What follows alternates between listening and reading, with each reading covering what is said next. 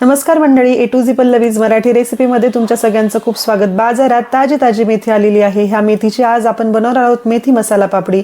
मेथी मसाला पापडी बनवण्याकरता इथे 1 वाटी गव्हाचं पीठ घेतलंय, अर्धी वाटी बेसन पीठ घ्यायचं, त्यात हळद, तिखट, मीठ, जिरेपूड, धनेपूड हे सगळं घालायचं, लसणाची पेस्ट घालायची, क्रश करून जिरे घालायचे, ओवा घालायचा, घट्ट पण मऊ अशी कणिक मळून घ्यायची। त्यानंतर एक गोळा घ्यायचा, त्याची लांब पोळी लाटून घ्यायची। चॅनलला पटकन सबस्क्राइब करायचे। लांब पोळी लाटून घेतल्यानंतर त्याच्या आपण बारीक अशा पुऱ्या बनवून घेणार आहोत। पुऱ्या म्हणू शकता किंवा पण म्हणू शकता। तेल छान कडक गरम झाल्यानंतर त्याच्यामध्ये ह्या पापड्या छान सोनेरी रंगाच्या होईपर्यंत मस्त तळून घ्यायच्यात।